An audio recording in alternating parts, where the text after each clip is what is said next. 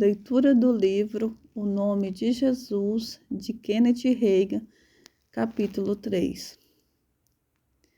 Por herança.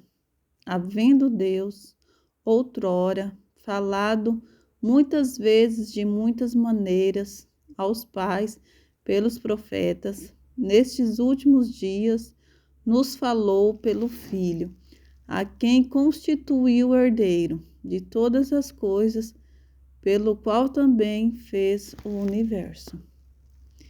Ele que é o resplendor da glória e a expressão exata do seu ser, sustentando todas as coisas pela palavra do seu poder. Depois de ter feito a purificação dos pecados, assentou-se à direita da majestade, nas alturas, tendo se tornado tão superior aos anjos, quanto herdou mais excelente nome do que eles. Pois a qual dos anjos disse, jamais, tu és meu filho, eu hoje te gerei. E outra vez eu lhe serei pai, e ele me será filho. E, novamente, ao introduzir o primogênito no mundo, diz, e todos os anjos de Deus o adorem. Hebreus capítulo 1, versículo 1 e 6. Jesus herdou um mais excelente nome do que eles, mais grandioso do que qualquer ser angelical. Como filho, ele é herdeiro de todas as coisas. Cristo é a expressão exata do Todo-Poderoso. Ele é o resplendor do Altíssimo, ou, segundo diz certa tradução, ele brilha com o brilho do Pai. Ele é Deus que nos fala e herdou o mais excelente nome. Quando? Certamente antes de vir para esta terra, porque ele já possuía tudo. Não recebeu quando veio para o mundo, porque a Epístola aos Filipenses afirma que ele se esvaziou de toda a honra e de toda a glória. Filipenses 2, versículo 7. Quando, pois, ele herdou seu nome? Há um indício nos seguintes versículos. Hebreus 1, versículo 4 e 5. Feito tanto mais excelente do que os anjos, quanto herdou mais excelente nome do que eles. Porque a qual dos anjos disse jamais, tu és meu filho, hoje te gerei, e outra vez eu lhe serei por pai, e ele me será por filho. Esses versos nos contam quando ele herdou esse nome mais excelente, no momento em que Deus lhe disse, tu és meu filho, hoje te gerei. Ou seja, no dia em que foi gerado. Em que ocasião ocorreu isso? A maioria das pessoas pensa que o Messias foi gerado ao entrar no mundo com o menino de Belém. Não, gerado significa nascido. O Filho de Deus não nasceu quando tomou sobre si a carne humana, pois preexistia com o Pai, simplesmente assumiu um corpo. Hebreus 10, versículo 5. Pelo que, entrando no mundo, diz, sacrifício e oferta não quisestes, mas corpo me preparaste. Ele não nasceu quando veio ao mundo, preexistia sempre com o Pai. João 1, versículo 1 ao 14. No princípio era o Verbo, e o Verbo estava com Deus, e o Verbo era Deus. E o Verbo que já existia e não precisava ser gerado ou nascer, se fez carne e habitou entre nós. E vimos a sua glória como a glória do unigênito do Pai, cheio de graça e de verdade. Não, a declaração, tu és meu filho, hoje te gerei, não faz referência ao dia em que ele tomou para si um corpo. Qual seria o texto? Atos 13, versículo 33. Como também está escrito no Salmo 2, meu filho és tu, hoje te gerei. Quando, então, Jesus foi gerado? Ao ser ressuscitado naquela manhã da ressurreição. Por que precisou ser gerado ou nascer? porque se tornou como nós, separados de Deus, e provou a morte espiritual por toda a humanidade. Seu espírito, ou homem interior, passou até pelo inferno em nosso lugar. Hebreus 2, versículo 9. Vemos, porém, coroado de glória e de honra, aquele Jesus que fora feito um pouco menor do que os anjos, por causa da paixão da morte, para que, pela graça de Deus, provasse a morte por todos.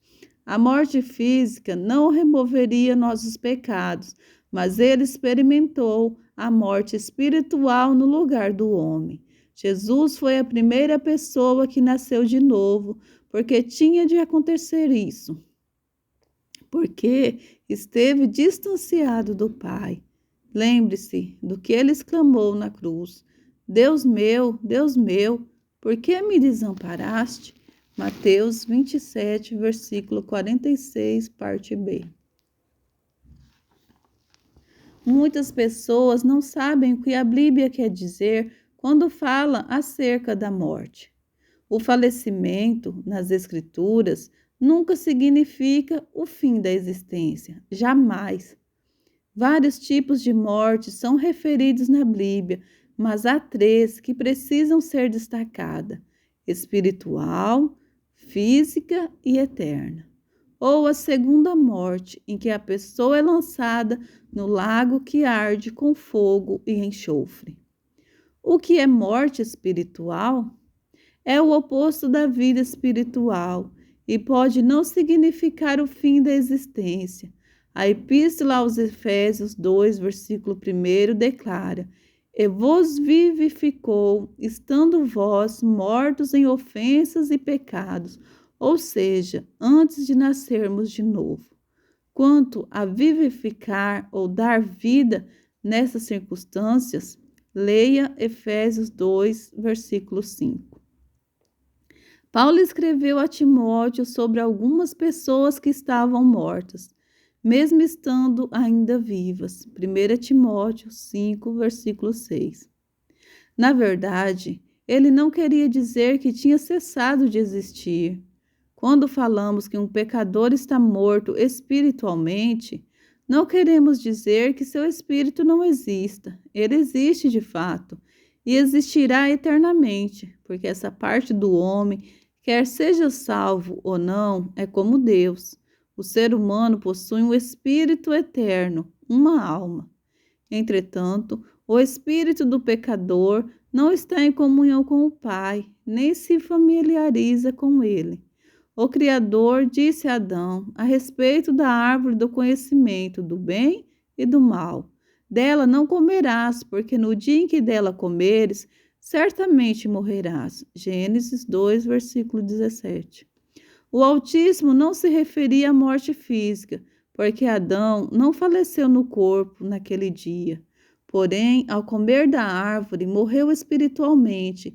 Isso não significa que o primeiro homem tenha sido destruído, mas imediatamente ficou fora da comunhão com Deus.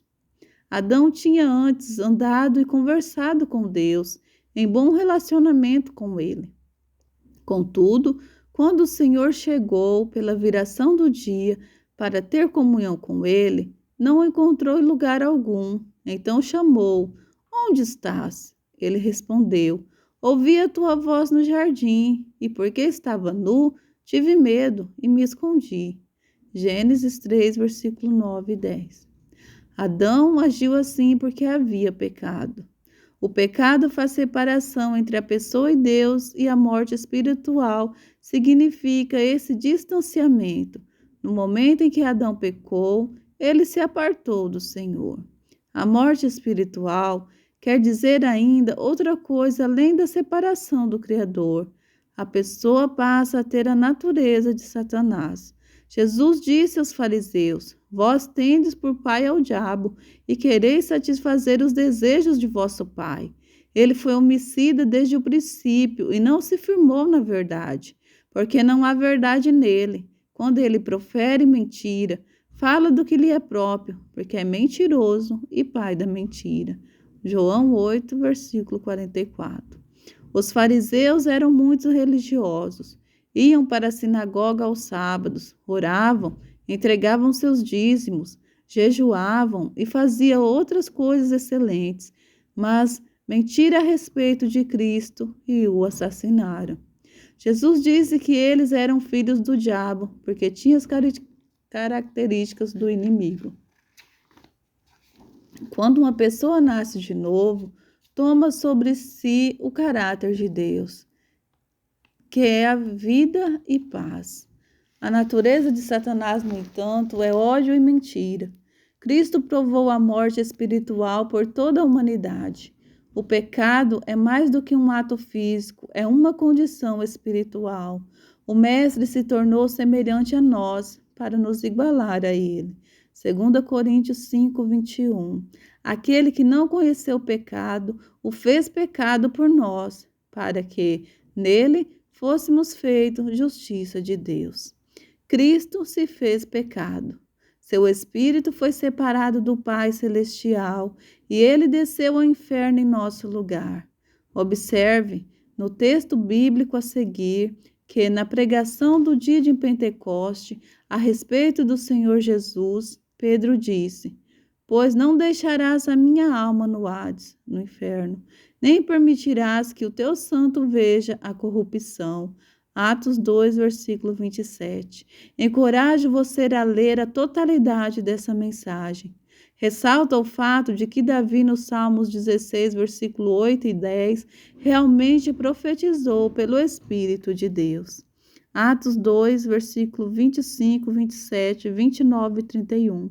Porque dele disse Davi: Sempre via diante de mim o Senhor, porque está à minha direita para que eu não seja comovido.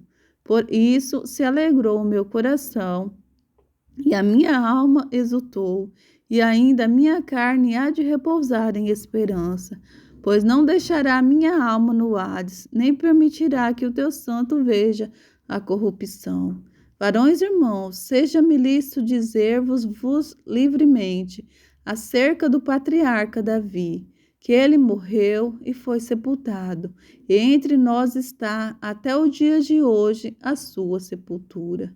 Sendo, pois, ele profeta e sabendo que Deus lhe havia prometido com juramento que do fruto de seus lombos, segundo a carne, levantaria o Cristo para o assentar sobre o seu trono. Nesta previsão, disse da ressurreição de Cristo, que a sua alma não foi deixada no Hades, nem a sua carne viu a corrupção. O apóstolo Paulo ensina sobre o mesmo tema no texto seguinte, Atos 13, versículo 33, como também está escrito no Salmo 2: Meu filho és tu, hoje te gerei. Fica claro que tanto Pedro quanto Paulo fazem referência ao mesmo assunto. Talvez você não entenda a autoridade do nome de Jesus, mas compreenderá depois. Lá embaixo, no inferno, na masmorra do sofrimento eterno, Cristo satisfez as reivindicações da justiça para cada um de nós, porque ele passou por tudo isso em nosso lugar. No céu, Deus disse: é suficiente, e depois ressuscitou. Trouxe seu espírito e sua alma para si, tirando-o do inferno. Ressuscitou o corpo do Salvador da sepultura e disse: Tu és meu filho, eu hoje te gerei.